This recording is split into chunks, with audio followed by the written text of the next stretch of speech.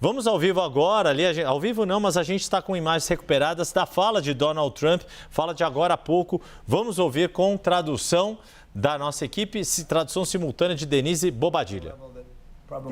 Ter acontecido muitos anos atrás, a China fez isso. A China fez isso num nível que provavelmente ninguém viu antes. Então, por exemplo, se você fabricasse um carro e mandava para a China, a tarifa era muito alta. Então, as pessoas passaram a fabricar na China. Não é segredo nenhum. No fim, os preços ficarão mesmo. Então, nós teremos um país muito mais dinâmico.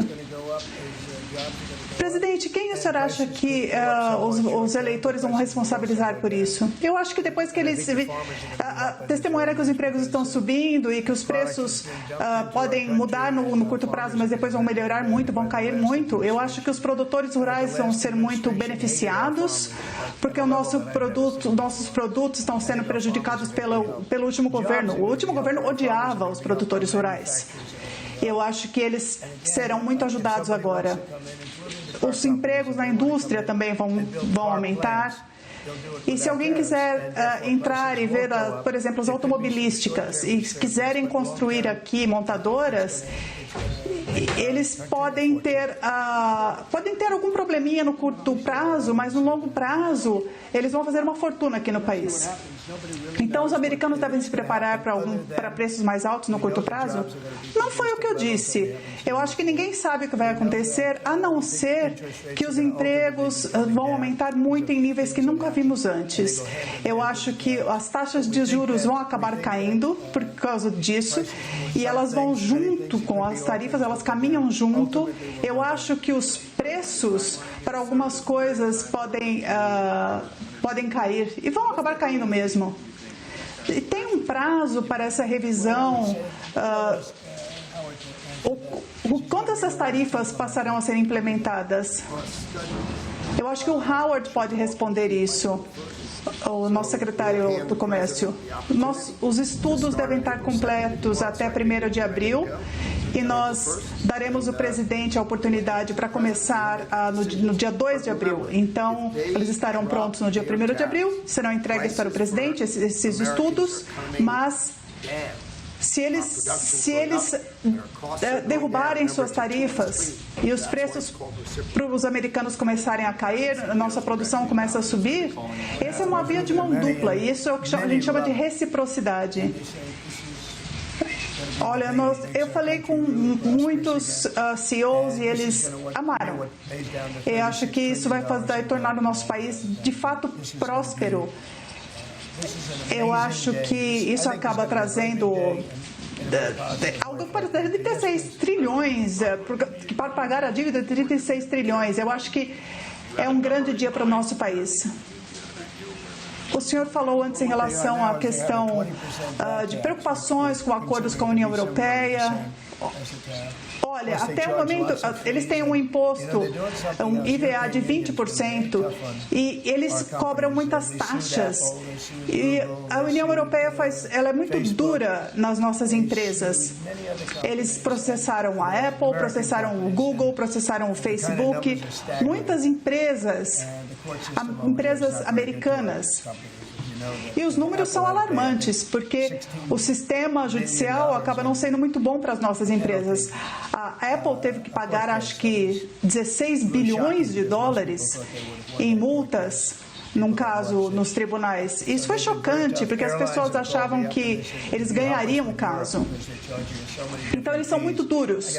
As companhias aéreas também me ligaram e falaram: você pode nos ajudar com a Europa, porque eles cobram tantas taxas diferentes. Eu recebi ligação da American, da United Airlines, de outras companhias aéreas, dizendo que eles não conseguem pousar direito nos Estados Unidos na União Europeia por causa dessas taxas.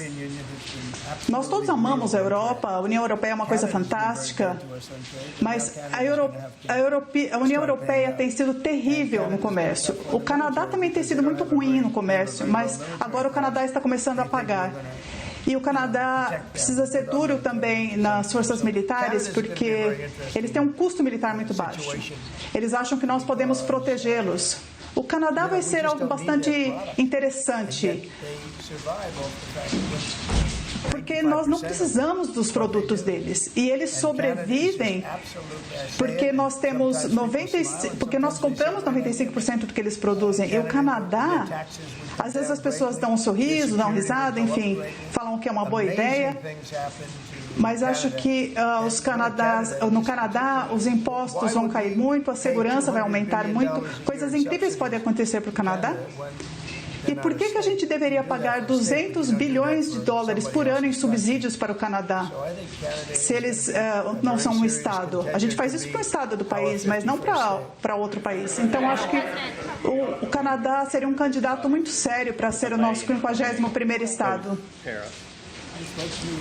Em relação ao Canadá, houve esse atraso nas tarifas. Eu falei com o governador Trudeau em várias ocasiões e ele disse, e funcionou esse acordo que fizemos. As pessoas vão pagar menos impostos e vão ter mais proteção. É só olhar para o que está acontecendo ali. Tem navios russos ali, embarcações chinesas, muitas embarcações ali. E as pessoas estão em perigo. O mundo é diferente hoje. Eles precisam da nossa proteção.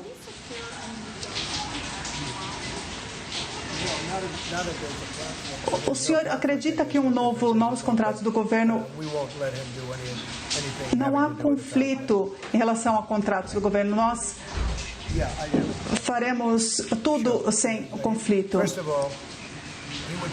Em relação a conflitos de interesse, em primeiro lugar,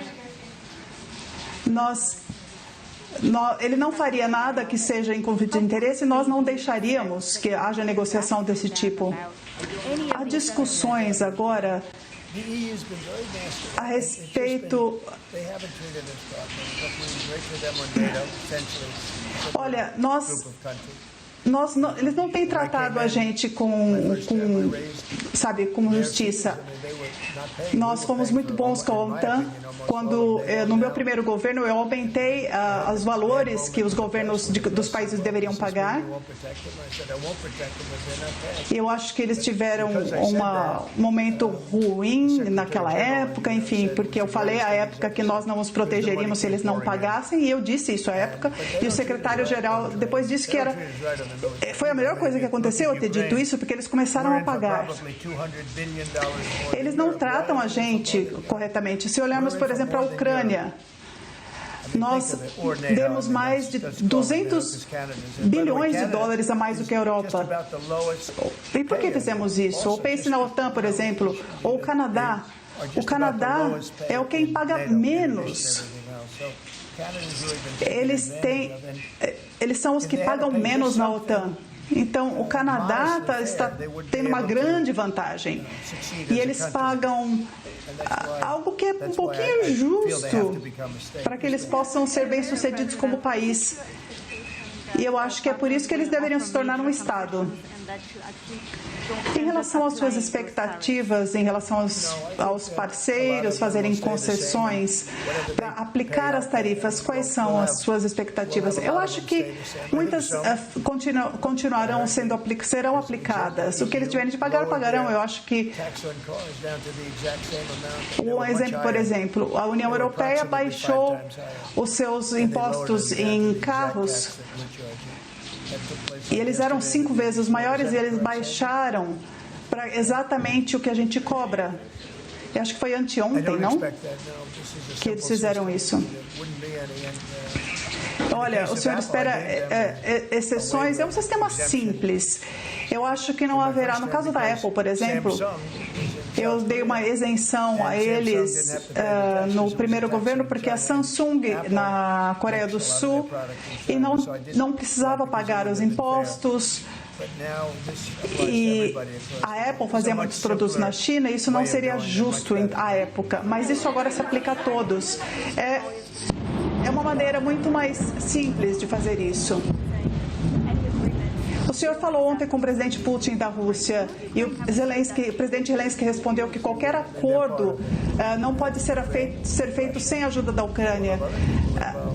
Eles são parte. Nós temos a Ucrânia, nós temos a Rússia, há muitas pessoas envolvidas. Há muitas pessoas nesse jogo. É uma situação bastante interessante, mas a guerra na Ucrânia deve terminar. Os jovens estão sendo mortos em níveis que não vimos desde a Segunda Guerra Mundial. E é uma guerra ridícula. Eu falei com o presidente Putin, eu falei com o presidente... 4 horas e 57 minutos, a gente ouviu na tradução de Denise Bobadilla algumas das explicações e declarações de Donald Trump depois de ter assinado esse ato, que ele falou de ser um dos atos mais grandiosos da sua gestão até o momento, de aplicar tarifas recíprocas, como ele tem chamado, no comércio exterior.